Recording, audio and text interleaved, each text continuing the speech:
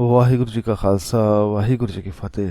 ਜਪਜੀ ਸਾਹਿਬ ਇੱਕ ਐਸੀ ਬਾਣੀ ਹੈ ਜਿਸ ਨੂੰ ਹਰ ਰੋਜ਼ ਪੜ੍ਹਿਆ ਵੀ ਜਾਂਦਾ ਹੈ, ਵਿਚਾਰਿਆ ਵੀ ਜਾਂਦਾ ਹੈ ਅਤੇ ਗੁਰੂ ਗ੍ਰੰਥ ਸਾਹਿਬ ਜੀ ਅੰਦਰ ਜਪਜੀ ਸਾਹਿਬ ਹੀ ਇੱਕ ਐਸੀ ਬਾਣੀ ਹੈ ਜਿਸ ਤੇ ਸਭ ਤੋਂ ਵੱਧ ਟੀਕੇ ਹੋਏ ਹਨ ਅਤੇ ਬਹੁਤ ਸਾਰੀਆਂ ਬੋਲੀਆਂ ਦੇ ਅੰਦਰ ਹੋਏ ਹਨ। ਇਸ ਅਨਮੋਲ ਬਾਣੀ ਨੂੰ ਕੋਈ ਜਿੰਨਾ ਜ਼ਿਆਦਾ ਵਿਚਾਰਦਾ ਜਾਂਦਾ ਹੈ ਉਨਾ ਜ਼ਿਆਦਾ ਉਹ ਆਪਣੇ ਆਪ ਨੂੰ ਨਿਖਾਰਦਾ ਜਾਂਦਾ ਹੈ ਅਤੇ ਅਕਾਲ ਪੁਰਖ ਦੇ ਨੇੜੇ ਹੋ ਜਾਂਦਾ ਹੈ। ਅਤੇ ਅੱਜ ਅਸੀਂ ਸਾਰੇ ਮਿਲ ਕੇ ਇਸ ਪਾਵਨ ਬਾਣੀ ਦੀ ਵਿਚਾਰਨ ਦੀ ਨਿਮਾਣੀ ਜੀ ਕੋਸ਼ਿਸ਼ ਗੁਰੂ ਸਾਹਿਬ ਦੀ ਕਿਰਪਾ ਨਾਲ ਕਰਨ ਜਾ ਰਹੇ ਹਾਂ। ਇਸ ਨੂੰ ਵਿਚਾਰਨ ਲਈ ਅਸੀਂ ਪ੍ਰੋਫੈਸਰ ਸਾਹਿਬ ਸਿੰਘ ਜੀ ਦੇ ਟੀਕੇ ਦਾ ਸਹਾਰਾ ਲਵਾਂਗੇ। ਤਾਂ ਸਭ ਤੋਂ ਪਹਿਲਾਂ ਮੂਲ ਮੰਤਰ ਆਉਂਦਾ ਹੈ, ਉਸ ਨੂੰ ਪੜ੍ਹਦੇ ਹਾਂ। ਇੱਕ ਓੰਕਾਰ ਸਤ ਨਾਮ ਕਰਤਾ ਪੁਰਖ ਨਿਰਭਉ ਨਿਰਵੈਰ ਅਕਾਲ ਮੂਰਤ ਅਜੂਨੀ ਸੈਭੰ ਗੁਰ ਪ੍ਰਸਾਦ।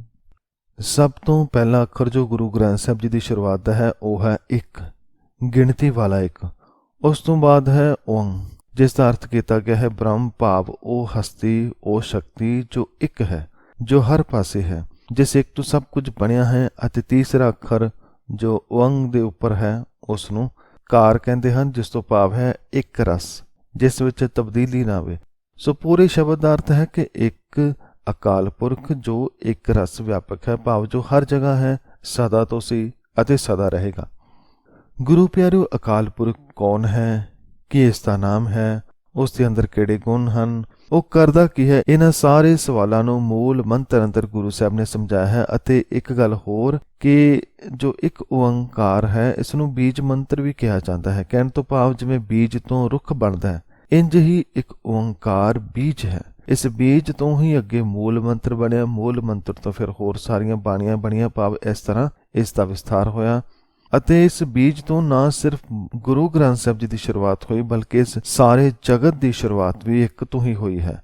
ਅਤੇ ਉਸ ਇੱਕ ਤੋਂ ਹੀ ਅਸੀਂ ਸਾਰੇ ਬਣੇ। ਅਤੇ ਉਹ ਇੱਕ ਅਕਾਲ ਪੁਰਖ ਜਿਸ ਨੂੰ ਗੁਰੂ ਸਾਹਿਬ ਨਾਮ ਦੇ ਰਹੇ ਹਨ ਸਤ ਨਾਮ। ਗੁਰੂ ਪਿਆਰੇ, ਜਦੋਂ ਨਾਮ ਲੈਣ ਜਾਂ ਨਾਮ ਜਪਣ ਦੀ ਗੱਲ ਆਉਂਦੀ ਹੈ ਤਾਂ ਕਿਹਾ ਜਾਂਦਾ ਹੈ ਕਿ ਭਾਈ ਨਾਮ ਜਪ, ਪਰ ਕਿਹੜਾ ਨਾਮ ਜਪ? ਗੁਰੂ ਸਾਹਿਬ ਇੱਥੇ ਫਰਮਾਉਂਦੇ ਹਨ ਕਿ ਸਤ ਨਾਮ, ਭਾਵ ਉਹ ਨਾਮ ਜੋ ਸਤ ਹੈ, ਜੋ ਸੱਚਾ ਹੈ, ਜੋ ਸਦਾ ਰਹਿਣ ਵਾਲਾ ਹੈ। ਸਿਰਫ ਉਸ ਨਾਮ ਨਾਲ ਜੁੜ ਜੋ ਪਹਿਲਾਂ ਵੀ ਸੀ, ਹੁਣ ਵੀ ਹੈ ਤੇ ਸਦਾ ਰਹੇਗਾ। ਜਿਵੇਂ ਅਕਾਲ ਪੁਰਖ ਲਈ ਬਹੁਤ ਸਾਰੇ ਨਾਮ ਲਏ ਜਾਂਦੇ ਹਨ ਅਤੇ ਜਿੰਨੇ ਵੀ ਨਾਮ ਲਏ ਜਾਂਦੇ ਹਨ ਉਹ ਸਾਰੇ ਹੀ ਨਾਮ ਪਿਆਰੇ ਹਨ, ਸੱਚੇ ਹਨ, ਸਤ ਹਨ, ਸਤ ਨਾਮ ਹਨ। ਗੁਰਬਾਣੀ ਵਿੱਚ ਕਈ ਜਗ੍ਹਾ ਅਕਾਲ ਪੁਰਖ ਲਈ ਵੱਖ-ਵੱਖ ਨਾਮ ਵਰਤੇ ਗਏ ਹਨ, ਜਿਵੇਂ ਕਰਤਾਰ, ਗੋਬਿੰਦ, ਰਾਮ, ਹਰੀ, ਨਿਰੰਕਾਰ, ਖੁਦਾਦ। ਪਰ ਕਈ ਜਗ੍ਹਾ ਤੇ ਸਿਰਫ ਨਾਮ ਲਿਖ ਦਿੱਤਾ ਗਿਆ ਹੈ। ਇਸ ਲਈ ਨਾਮ ਕੋਈ ਵੀ ਲਿਆ ਜਾਏ ਕੋਈ ਗੱਲ ਨਹੀਂ, ਪਰ ਨਾਮ ਉਸ ਸੱਚੇ ਦਾ ਹੀ ਲਿਆ ਜਾਣਾ ਚਾਹੀਦਾ ਹੈ ਜੋ ਸਦਾ ਰਹਿਣ ਵਾਲਾ ਹੈ, ਜੋ ਇੱਕ ਹੈ। ਜੋ ਇਸ ਤਰ੍ਹਾਂ ਦਾ ਨਾਮ ਲੈਂਦਾ ਹੈ, ਜਪਦਾ ਹੈ, ਉਹੀ ਸਹੀ ਰਸਤੇ ਤੇ ਜਾ ਰਿਹਾ ਹੈ। ਉਸ ਦੇ ਨਾਲ ਹੀ ਗੁਰੂ ਸਾਹਿਬ ਫਰਮਾਉਂਦੇ ਹਨ ਕਿ ਉਹ ਅਕਾਲ ਪੁਰਖ ਕਰਦਾ ਕੀ ਹੈ? ਕਰਤਾ, ਉਹ ਕਰਤਾ ਹੈ, ਭਾਵ ਜੋ ਵੀ ਕੁਝ ਇਸ ਜਗਤ ਅੰਦਰ ਦਿਖਾਈ ਦਿੰਦਾ ਹੈ ਉਸ ਦਾ ਕਰਤਾ ਅਕਾਲ ਪੁਰਖ ਹੀ ਹੈ। ਅਤੇ ਇਹ ਸਾਰਾ ਜਗਤ ਉਸਨੇ ਆਪਣੇ ਆਪ ਤੋਂ ਹੀ ਪੈਦਾ ਕੀਤਾ ਹੈ। ਇਸ ਲਈ ਗੁਰੂ ਸਾਹਿਬ ਕਰਤਾ ਦੇ ਨਾਲ ਇੱਕ ਹੋਰ ਸ਼ਬਦ ਜੋੜਦੇ ਹਨ, ਪੁਰਖ, ਭਾਵ ਕਿ ਕਰਤਾ ਪੁਰਖ ਨੇ ਆਪ ਹੀ ਸਾਰੇ ਜਗਤ ਨੂੰ ਬਣਾਇਆ ਹੈ। ਇਸ ਵਿੱਚ ਕਿਸੇ ਹੋਰ ਦਾ ਕੋਈ ਹੱਥ ਨਹੀਂ, ਉਹ ਇੱਕ ਪੁਰਖ ਹੀ ਇਸ ਸਭ ਦਾ ਕਰਤਾ ਹੈ। ਅਤੇ ਉਹ ਸਭ ਕੁਝ ਬਣਾ ਕੇ ਸਭ ਦੇ ਅੰਦਰ ਵਸਿਆ ਵੀ ਹੋਇਆ ਹੈ, ਉਹ ਇਸ ਤੋਂ ਬਾਹਰ ਨਹੀਂ ਹੈ। ਅਤੇ ਅਕਾਲ ਪੁਰਖ ਨਿਰਭਉ ਵੀ ਹੈ, ਭਾਵ ਕਿ ਉਸ ਨੂੰ ਕਿਸੇ ਦਾ ਭੈ ਨਹੀਂ, ਉਹ ਹਰੇਕ ਭੈ ਤੋਂ, ਡਰ ਤੋਂ ਰਹਿਤ ਹੈ ਅਤੇ ਉਸ ਦੇ ਭੈ ਵਿੱਚ ਰਹਿਣਾ ਹੀ ਸਾਨੂੰ ਫੱਬਦਾ ਹੈ। ਕਹਿਣ ਤੋਂ ਭਾਵ ਰੱਬੀ ਹੁਕਮ ਵਿੱਚ ਰਹਿਣਾ ਹੀ ਸਾਨੂੰ ਸੋਭਦਾ ਹੈ। ਸਾਰੇ ਜਗਤ ਵਿੱਚ ਉਸ ਇੱਕ ਦਾ ਹੀ ਭੈ ਚੱਲਦਾ ਹੈ, ਪਰ ਉਹ ਆਪ ਭੈ ਤੋਂ ਰਹਿਤ ਹੈ, ਉਸ ਨੂੰ ਕਿਸੇ ਦਾ ਡਰ ਨਹੀਂ, ਉਸ ਤੇ ਕਿਸੇ ਦਾ ਹੁਕਮ ਨਹੀਂ ਚੱਲਦਾ। ਅਤੇ ਅਕਾਲ ਪੁਰਖ ਨਿਰਵੈਰ ਵੀ ਹੈ, ਭਾਵ ਉਸ ਦਾ ਕਿਸੇ ਨਾਲ ਕੋਈ ਵੈਰ ਨਹੀਂ, ਵੈਰ ਕਰੇ ਵੀ ਤਾਂ ਕਿਸ ਨਾਲ ਕਰੇ, ਸਾਰੇ ਤਾਂ ਉਸਦੇ ਆਪਣੇ ਹਨ, ਹਰੇਕ ਅੰਦਰ ਉਹ ਆਪ ਹੈ। ਇਸ ਲਈ ਜੋ ਇਹ ਕਹਿ ਕੇ ਡਰਾਉਂਦੇ ਹਨ ਕਿ ਪਰਮਾਤਮਾ ਵੈਰੀ ਹੈ, ਮਾਰਦਾ ਹੈ, ਤਾਂ ਉਸ ਨੂੰ ਕਹਿਣਾ ਪਏਗਾ ਨਹੀਂ ਭਾਈ, ਉਹ ਤਾਂ ਨਿਰਵੈਰ ਹੈ, ਕਿਸੇ ਨਾਲ ਕੋਈ ਵੈਰ ਨਹੀਂ ਰੱਖਦਾ। ਅਤੇ ਸਿਰਫ ਨਿਰਵੈਰ ਹੀ ਨਹੀਂ, ਕਰਤਾਰ ਤਾਂ ਅਕਾਲ ਮੂਰਤ ਵੀ ਹੈ। ਭਾਵ ਉਸ ਉੱਤੇ ਕਿਸੇ ਕਾਲ ਦਾ ਅਸਰ ਨਹੀਂ, ਜਿਸ ਦਾ ਸਰੂਪ ਕਾਲ ਤੋਂ ਪਰੇ ਹੈ, ਜਿਸ ਦਾ ਸਰੀਰ ਨਾਸ ਰਹਿਤ ਹੈ, ਉਹ ਅਕਾਲ ਮੂਰਤ ਹੈ। ਜੋ ਕਾਲ ਅੰਦਰ ਆਉਂਦਾ ਹੈ ਉਹ ਅਕਾਲ ਨਹੀਂ ਹੋ ਸਕਦਾ। ਅਕਾਲ ਨੂੰ ਨਾ ਤਾਂ ਕਾਲ ਆਉਂਦਾ ਹੈ ਅਤੇ ਨਾ ਹੀ ਉਸ ਦੀ ਕੋਈ ਮੂਰਤ ਬਣਾਈ ਜਾ ਸਕਦੀ ਹੈ, ਪਰ ਫਿਰ ਵੀ ਉਹ ਹਰੇਕ ਦੇ ਅੰਦਰ ਹੈ। ਅਸੀਂ ਸਾਰੇ ਦੇ ਸਾਰੇ ਕਾਲ ਦੇ ਅੰਦਰ ਆਉਂਦੇ ਹਾਂ, ਪਰ ਜੋ ਸਾਡੇ ਅੰਦਰ ਹੈ ਉਹ ਅਕਾਲ ਹੈ, ਉਹ ਕਿਸੇ ਕਾਲ ਵਿੱਚ ਨਹੀਂ ਆਉਂਦਾ। ਇਸ ਲਈ ਅਸੀਂ ਤਾਂ ਆਉਂਦੇ ਜਾਂਦੇ ਰਹਿੰਦੇ ਹਾਂ, ਪਰ ਉਹ ਸਦਾ ਰਹਿੰਦਾ ਹੈ, ਕਿਉਂਕਿ ਉਹ ਅਕਾਲ ਹੈ, ਕਾਲ ਤੋਂ ਰਹਿਤ ਹੈ ਅਤੇ ਅਜੂਨੀ ਵੀ ਹੈ। ਅਕਾਲ ਪੁਰਖ ਕਿਸੇ ਜੂਨ ਵਿੱਚ ਨਹੀਂ ਆਉਂਦਾ। ਗੁਰੂ ਸਾਹਿਬ ਨੇ ਨਿਰੰਕਾਰ ਬਾਰੇ ਇੱਕ ਚੀਜ਼ ਬਹੁਤ ਖੋਲ ਕੇ ਦੱਸ ਦਿੱਤੀ ਹੈ ਕਿ ਉਹ ਕਿਵੇਂ ਦਾ ਹੈ, ਅਤੇ ਗੁਰੂ ਸਾਹਿਬ ਇਹ ਵੀ ਫਰਮਾ ਰਹੇ ਹਨ ਕਿ ਉਹ ਅਜੂਨੀ ਵੀ ਹੈ, ਉਹ ਕਿਸੇ ਜੂਨ ਵਿੱਚ ਨਹੀਂ ਆਉਂਦਾ। ਜੇ ਕੋਈ ਕਹੇ ਕਿ ਉਹ ਜਨਮ ਲੈਂਦਾ ਹੈ ਤਾਂ ਇਹ ਵੀ ਮੰਨਣਾ ਪਏਗਾ ਕਿ ਉਹ ਮਰੇਗਾ ਵੀ, ਉਹ ਕਾਲ ਵਿੱਚ ਆਏਗਾ। ਜੋ ਕਿਸੇ ਜੂਨ ਵਿੱਚ ਆ ਗਿਆ ਫਿਰ ਉਹ ਨਾ ਅਕਾਲ ਰਿਹਾ ਨਾ ਅਜੂਨੀ। ਇਸ ਲਈ ਗੁਰੂ ਸਾਹਿਬ ਫਰਮਾਉਂਦੇ ਹਨ ਕਿ ਨਿਰੰਕਾਰ ਅਜੂਨੀ ਹੈ, ਕਿਸੇ ਜੂਨ ਵਿੱਚ ਨਹੀਂ ਆਉਂਦਾ, ਅਤੇ ਸਿਰਫ ਅਜੂਨੀ ਹੀ ਨਹੀਂ, ਉਹ ਸੈ ਭੰਗ ਵੀ ਹੈ। ਭਾਵ ਉਸ ਨੂੰ ਬਣਾਉਣ ਵਾਲਾ ਕੋਈ ਵੀ ਨਹੀਂ, ਉਹ ਆਪਣੇ ਆਪ ਤੋਂ ਬਣਿਆ ਹੈ, ਉਸ ਦਾ ਪ੍ਰਕਾਸ਼ ਆਪਣੇ ਆਪ ਤੋਂ ਹੋਇਆ ਹੈ। ਨਾ ਉਸ ਦੀ ਕੋਈ ਮਾਂ ਹੈ ਨਾ ਪਿਓ ਹੈ, ਪਰ ਉਹ ਸਭ ਦਾ ਮਾਂ ਵੀ ਹੈ, ਪਿਓ ਵੀ ਹੈ। ਉਸ ਇੱਕ ਤੋਂ ਹੀ ਸਾਰਾ ਜਹਾਨ ਰੋਸ਼ਨ ਹੈ, ਹਰ ਪਾਸੇ ਚਾਨਣ ਹੈ। ਹਰੇਕ ਜੀਵ ਦੀ ਜ਼ਿੰਦਗੀ ਦਾ ਉਹ ਇੱਕ ਹੀ ਕਾਰਨ ਹੈ, ਅਕਾਲ ਪੁਰਖ। ਅਤੇ ਗੁਰੂ ਸਾਹਿਬ ਨੇ ਨਿਰੰਕਾਰ ਬਾਰੇ ਸਭ ਕੁਝ ਦੱਸ ਕੇ ਅੰਤ ਵਿੱਚ ਇਹ ਵੀ ਦੱਸਿਆ ਕਿ ਜੋ ਇੱਕ ਹੈ, ਜੋ ਖੁਦ ਤੋਂ ਬਣਿਆ ਹੈ, ਜੋ ਸਦਾ ਰਹਿਣ ਵਾਲਾ ਹੈ, ਜਿਸ ਦਾ ਕੋਈ ਆਦ ਅੰਤ ਨਹੀਂ, ਉਸ ਨੂੰ ਪਾਉਣ ਲਈ ਗੁਰੂ ਦੀ ਕਿਰਪਾ ਚਾਹੀਦੀ ਹੈ। ਇਸ ਲਈ ਮੂਲ ਮੰਤਰ ਦੇ ਅੰਤ ਵਿੱਚ ਦਰਜ ਕੀਤਾ ਹੈ ਗੁਰ ਪ੍ਰਸਾਦ। ਗੁਰੂ ਉਹ ਹੈ ਜੋ ਹਨੇਰੇ ਤੋਂ ਚਾਨਣ ਵੱਲ ਲੈ ਕੇ ਜਾਵੇ, ਭਾਵ ਜੋ ਅਗਿਆਨਤਾ ਦੇ ਹਨੇਰੇ ਤੋਂ ਗਿਆਨ ਦੇ ਚਾਨਣ ਵੱਲ ਲੈ ਕੇ ਜਾਵੇ, ਉਹ ਗੁਰੂ ਹੈ। ਅਤੇ ਪ੍ਰਸਾਦ ਦਾ ਅਰਥ ਹੈ ਕਿਰਪਾ, ਬਖਸ਼ਿਸ਼, ਭਾਵ ਜਿਸ ਅਕਾਲ ਪੁਰਖ ਦੇ ਬਾਰੇ ਜਾਣਿਆ ਹੈ ਉਸ ਨਾਲ ਇੱਕ ਹੋਣ ਦਾ ਵਸੀਲਾ ਸਿਰਫ ਤੇ ਸਿਰਫ ਗੁਰੂ ਹੈ। ਇੱਕ ਗੁਰੂ ਹੀ ਹੈ ਜੋ ਸਾਨੂੰ ਸਾਡੇ ਅੰਦਰ ਵਸਦੀ ਜੋਤ ਨਾਲ ਮਿਲਾ ਦਿੰਦਾ ਹੈ, ਅਕਾਲ ਪੁਰਖ ਨਾਲ ਇੱਕ ਕਰ ਦਿੰਦਾ ਹੈ। ਤਾਂ ਇਸ ਤੋਂ ਬਾਅਦ ਹੈ ਜਪ। ਜਪ ਇਹ ਬਾਣੀ ਦਾ ਨਾਮ ਹੈ, ਜਿਸ ਨੂੰ ਅਸੀਂ ਜਪਜੀ ਸਾਹਿਬ ਵੀ ਕਹਿੰਦੇ ਹਾਂ।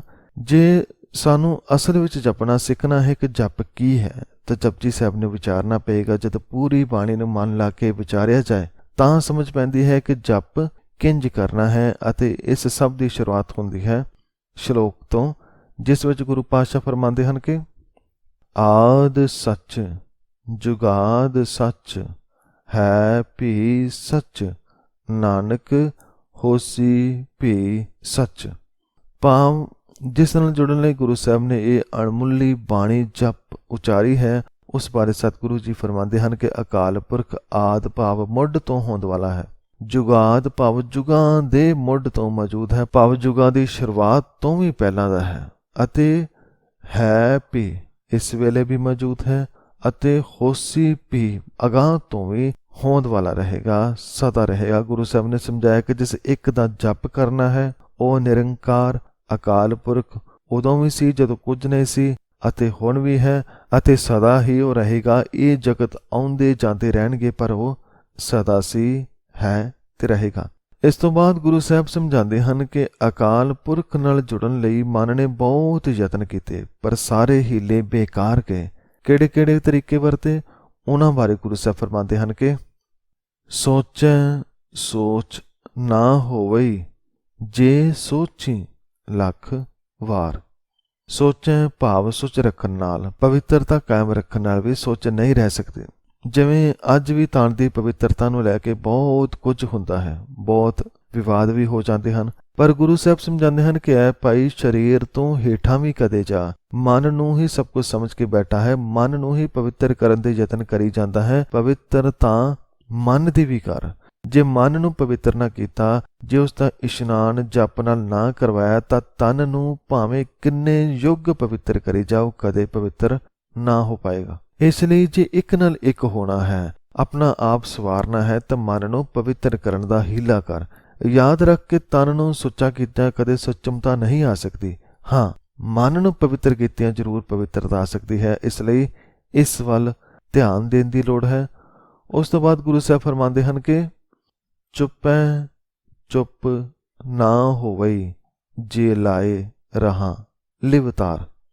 ਗੁਰੂ ਪਿਆਰੇ, ਗੁਰੂ ਸਾਹਿਬ ਹਰ ਗੱਲ ਆਪਣੇ ਉੱਤੇ ਟੁਕਾ ਕੇ ਸਮਝਾ ਰਹੇ ਹਨ। ਕਿਸੇ ਨੂੰ ਨਿਸ਼ਾਨਾ ਬਣਾ ਕੇ ਕੋਈ ਗੱਲ ਨਹੀਂ ਕੀਤੀ ਜਾ ਰਹੀ। ਗੁਰੂ ਸਾਹਿਬ ਫਰਮਾ ਰਹੇ ਹਨ ਕਿ ਜੇ ਮੈਂ ਸਰੀਰ ਦੀ ਲਿਵਤਾਰ ਭਾਵ ਲਗਾਤਾਰ ਇੱਕ ਤਾਰ ਸਮਾਧੀ ਲਾਈ ਰੱਖਾਂ, ਚੁੱਪ ਧਾਰੀ ਰੱਖਾਂ, ਪਰ ਇੰਜ ਕੀਤਿਆਂ ਵੀ ਮਨ ਪਵਿੱਤਰ ਨਹੀਂ ਹੁੰਦਾ, ਇੰਜ ਕੀਤਿਆਂ ਵੀ ਮਨ ਚੁੱਪ ਨਹੀਂ ਹੁੰਦਾ। ਤਨ ਨੂੰ ਚੁੱਪ ਕਰਾਉਣ ਨਾਲ ਮਨ ਕਦੇ ਚੁੱਪ ਨਹੀਂ ਕਰਦਾ। ਮਨ ਤਾਂ ਕੁਝ ਨਾ ਕੁਝ ਅੰਦਰ ਬੋਲਦਾ ਹੀ ਰਹਿੰਦਾ ਹੈ। ਹਾਂ, ਮਨ ਨੂੰ ਚੁੱਪ ਕਰਾਇਆ ਭਾਵ ਮਨ ਨੂੰ ਵਿਕਾਰਾਂ ਵਾਲੇ ਪਾਸਿਓਂ ਮੋੜਿਆ, ਮਨ ਚੁੱਪ ਜ਼ਰੂਰ ਕਰ ਜਾਂਦਾ ਹੈ, ਮਨ ਸ਼ਾਂਤ ਜ਼ਰੂਰ ਹੋ ਜਾਂਦਾ ਹੈ। ਇਹ ਸਾਰਾ ਜੋ ਮਨ ਅੰਦਰ ਸ਼ੋਰ ਸ਼ਰਾਬਾ ਹੈ ਉਹ ਵਿਕਾਰਾਂ ਦਾ ਹੈ। ਜਦ ਵਿਕਾਰ ਮਨ ਅੰਦਰੋਂ ਗੁਰ ਪ੍ਰਸਾਦ ਨਾਲ ਦੂਰ ਹੋ ਜਾਣ ਤਾਂ ਫਿਰ ਹਮੇਸ਼ਾ ਮਨ ਸ਼ਾਂਤ ਰਹਿੰਦਾ ਹੈ। ਪਰ ਜ਼ਬਰਦਸਤੀ ਤਨ ਨੂੰ ਸਮਾਧੀ ਲਾਇਆ ਇਹ ਅਵਸਥਾ ਨਹੀਂ ਮਿਲਦੀ। ਇਸ ਤੋਂ ਇਲਾਵਾ ਗੁਰੂ ਸਾਹਿਬ ਫਰਮਾਉਂਦੇ ਹਨ ਕਿ ਭੁੱਖਿਆਂ ਭੁੱਖ ਨਾ ਉਤਰੀ ਜੇ ਬੰਨਾ ਪੁਰੀਆਂ ਪਾਰ। ਜਦ ਤੱਕ ਮਨ ਚੁੱਪ ਨਾ ਹੋਏ ਉਦੋਂ ਤੱਕ ਮਨ ਵਿਕਾਰਾਂ ਕਾਰਨ ਕੁਝ ਨਾ ਕੁਝ ਅੰਦਰ ਬੋਲਦਾ ਹੀ ਰਹੇਗਾ, ਕੁਝ ਨਾ ਕੁਝ ਮੰਗਦਾ ਹੀ ਰਹੇਗਾ। ਅਤੇ ਜੋ ਹੋਰ ਮੰਗਣ ਦੀ ਆਦਤ ਹੈ ਇਸ ਨੂੰ ਤ੍ਰਿਸ਼ਨਾ ਕਹਿੰਦੇ ਹਨ। ਜਿਵੇਂ ਕਿ ਗੁਰੂ ਸਾਹਿਬ ਫਰਮਾ ਰਹੇ ਹਨ ਕਿ ਜਦ ਮਨ ਭੁੱਖਾ ਹੁੰਦਾ ਹੈ ਭਾਵ ਮਨ ਅੰਦਰ ਲਾਲਚ ਹੋਵੇ, ਤ੍ਰਿਸ਼ਨਾ ਹੋਵੇ, ਫਿਰ ਇਸ ਅੱਗ ਨੂੰ ਲੱਖਾਂ ਪਦਾਰਥ ਦੇ ਕੇ ਵੀ ਬੁਝਾਇਆ ਨਹੀਂ ਜਾ ਸਕਦਾ। ਇਸ ਅੱਗੇ ਭਾਵੇਂ ਸਾਰੇ ਨਗਰ ਦੇ ਪਦਾਰਥ ਢੇਰੀਆਂ ਲਾ ਕੇ ਰੱਖ ਦਿਓ, ਫਿਰ ਵੀ ਭੁੱਖੇ ਦੀ ਭੁੱਖ ਦੂਰ ਨਹੀਂ ਹੁੰਦੀ। ਮਨ ਦੀ ਭੁੱਖ ਦੂਰ ਹੁੰਦੀ ਹੈ ਜਦ ਮਨ ਨੂੰ ਸਬਰ ਸੰਤੋਖ ਵਰਗੇ ਗੁਣ ਮਿਲਦੇ ਹਨ। ਇਸ ਤੋਂ ਪਹਿਲਾਂ ਮਨ ਉਸ ਬਲਦੀ ਅੱਗ ਵਰਗਾ ਹੁੰਦਾ ਜਿਸ ਵਿੱਚ ਜਿੰਨਾ ਮਰਜ਼ੀ ਕੁਝ ਪਾਈ ਜਾਓ ਇਹ ਸਾੜੀ ਜਾਏਗਾ। ਇਸ ਲਈ ਗੁਰੂ ਸਾਹਿਬ ਸਮਝਾਉਂਦੇ ਹਨ ਕਿ ਭੁੱਖ ਪਦਾਰਥਾਂ ਦੇ ਢੇਰ ਨਾਲ ਨਹੀਂ ਬਲਕਿ ਗੁਰੂ ਦੇ ਪ੍ਰਸਾਦ ਨਾਲ, ਜਪ ਨਾਲ ਦੂਰ ਹੁੰਦੀ ਹੈ। ਜਦ ਮਨ ਅੰਦਰ ਗੁਣ ਆਉਂਦੇ ਹਨ ਤਾਂ ਮਨ ਤ੍ਰਿਪਤ ਹੁੰਦਾ ਹੈ, ਮਨ ਰਚਦਾ ਹੈ। ਇਸ ਤੋਂ ਇਲਾਵਾ ਇੱਕ ਹੋਰ ਵਿਕਾਰ ਹੈ ਜਿਸ ਤੋਂ ਗੁਰੂ ਸਾਹਿਬ ਵਰਜਦੇ ਹਨ, ਉਹ ਹੈ ਚਲਾਕੀ। ਸਹਸ ਸਿਆਣਪਾਂ ਲੱਖ ਹੋ ਤਾਂ ਇੱਕ ਨਾ ਚੱਲੈ ਨਾਲ। ਗੁਰੂ ਸਾਹਿਬ ਫਰਮਾ ਰਹੇ ਹਨ ਕਿ ਜੇ ਮੇਰੇ ਵਿੱਚ ਲੱਖਾਂ ਚਤੁਰਾਈਆਂ ਹੋਵਣ, ਸਿਆਣਪਾਂ ਹੋਵਣ ਤਾਂ ਇੱਕ ਵੀ ਚਤੁਰਾਈ ਉਸ ਅੱਗੇ ਨਹੀਂ ਚੱਲਦੀ। ਕਿਉਂਕਿ ਸਾਡੀਆਂ ਚਤੁਰਾਈਆਂ ਸਿਆਣਪਾਂ ਲੋਕਾਂ ਨੂੰ ਤਾਂ ਮੂਰਖ ਬਣਾ ਸਕਦੀਆਂ ਹਨ ਪਰ ਉਸ ਨੂੰ ਨਹੀਂ ਜੋ ਮਨ ਦੀ ਹਰ ਇੱਕ ਗੱਲ ਨੂੰ ਜਾਣਦਾ ਹੈ। ਉਸ ਨੂੰ ਨਾ ਤਾਂ ਮੂਰਖ ਬਣਾਇਆ ਜਾ ਸਕਦਾ ਹੈ, ਨਾ ਹੀ ਆਪਣੀਆਂ ਸਿਆਣਪਾਂ ਰਾਹੀਂ ਪਾਇਆ ਜਾ ਸਕਦਾ ਹੈ। ਉਸ ਨਾਲ ਇੱਕ ਹੋਣ ਲਈ ਤਾਂ ਸਾਰੀਆਂ ਸਿਆਣਪਾਂ ਤਿਆਗਣੀਆਂ ਪੈਂਦੀਆਂ ਹਨ।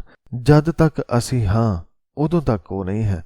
ਜਦ ਅਸੀਂ ਮੁੱਕ ਜਾਂਦੇ ਹਾਂ ਭਾਵ ਜਦੋਂ ਅੰਦਰੋਂ ਮੈਂ, ਮੇਰੀ, ਅਹੰਕਾਰ ਆਦਿ ਮੁੱਕ ਜਾਂਦਾ ਹੈ ਉਦੋਂ ਅਕਾਲ ਪੁਰਖ ਮਨ ਅੰਦਰ ਆਪਣੇ ਆਪ ਪ੍ਰਗਟ ਹੋ ਜਾਂਦਾ ਹੈ। ਸੋ ਲੋੜ ਹੈ ਤਾਂ ਆਪਣੀ ਚਤੁਰਾਈ ਛੱਡਣ ਦੀ। ਜੇ ਇੰਜ ਹੀ ਚਲਾਕ ਬਣੇ ਰਹੇ, ਹੰਕਾਰੀ ਬਣੇ ਰਹੇ ਤਾਂ ਕੁਝ ਵੀ ਹਾਸਲ ਨਾ ਕਰ ਪਾਵਾਂਗੇ।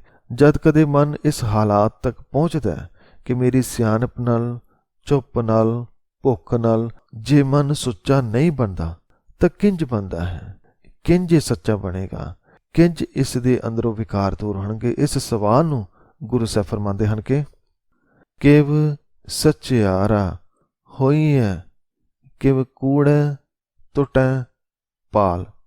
ਭਾਵ ਕਿਵੇਂ ਸਚਿਆਰਾ ਬਣੀਏ, ਕਿਵੇਂ ਸੱਚ ਦਾ ਹਿੱਸਾ ਬਣੀਏ, ਕਿਵੇਂ ਆਪਣੇ ਅੰਦਰੋਂ ਵਿਕਾਰਾਂ ਦੀ ਕੰਧ ਨੂੰ ਢਾਹ ਕੇ ਇੱਕ ਨਾਲ ਇੱਕ ਹੋ ਜਾਈਏ। ਇਹ ਸਵਾਲ ਆਪਣੇ ਆਪ ਵਿੱਚ ਬਹੁਤ ਵੱਡਾ ਸਵਾਲ ਹੈ ਕਿ ਕਦੋਂ ਮਨ ਠੀਕ ਹੋਏਗਾ, ਕਦੋਂ ਇਹ ਸੱਚ ਦੇ ਰਸਤੇ ਤੇ ਤੁਰੇਗਾ, ਕਦੋਂ ਅੰਦਰ ਜਗਦੀ ਜੋਤ ਨੂੰ ਦੇਖੇਗਾ। ਇਹੋ ਜਿਹੇ ਬਹੁਤ ਸਾਰੇ ਸਵਾਲਾਂ ਦਾ ਇੱਕ ਬੜਾ ਹੀ ਸੋਹਣਾ ਜਵਾਬ ਗੁਰੂ ਸਾਹਿਬ ਪਹਿਲੀ ਪੌੜੀ ਦੀ ਆਖਰੀ ਪੰਕਤੀ ਅੰਦਰ ਫਰਮਾਉਂਦੇ ਹਨ ਕਿ ਹੁਕਮ ਰਜਾਈ ਚੱਲਣਾ ਨਾਨਕ ਲਿਖਿਆ ਨਾਲ। ਸਵਾਲ ਦਾ ਜਵਾਬ ਗੁਰੂ ਸਾਹਿਬ ਦਿੰਦੇ ਹਨ ਕਿ ਇਹ ਪਾਲ, ਕੰਧ, ਪਰਦਾ ਮਨ ਵਿੱਚ ਦੂਰ ਕਰਨ ਦਾ ਇੱਕ ਹੀ ਤਰੀਕਾ ਹੈ, ਵਿਧੀ ਹੈ, ਉਹ ਹੈ ਅਕਾਲ ਪੁਰਖ ਦੇ ਹੁਕਮ ਵਿੱਚ ਤੁਰਨਾ। ਇਹੀ ਇੱਕ ਐਸੀ ਵਿਧੀ ਹੈ, ਤਰੀਕਾ ਹੈ ਜੋ ਧੁਰ ਤੋਂ ਹੀ, ਜਦ ਤੋਂ ਜਗਤ ਬਣਿਆ ਹੈ ਉਦੋਂ ਤੋਂ ਲਿਖਿਆ ਹੋਇਆ ਹੈ। ਇਹ ਹਰੇਕ ਦੇ ਧੁਰ ਅੰਦਰ ਲਿਖਿਆ ਹੋਇਆ ਹੈ ਕਿ ਰੱਬੀ ਹੁਕਮ ਵਿੱਚ ਤੁਰ ਕੇ ਹੀ ਕੂੜ ਦੀ ਪਾਲ ਦੂਰ ਹੁੰਦੀ ਹੈ, ਮਨ ਦਾ ਪਰਦਾ, ਮਨ ਦੀ ਕੰਧ ਦੂਰ ਹੁੰਦੀ ਹੈ।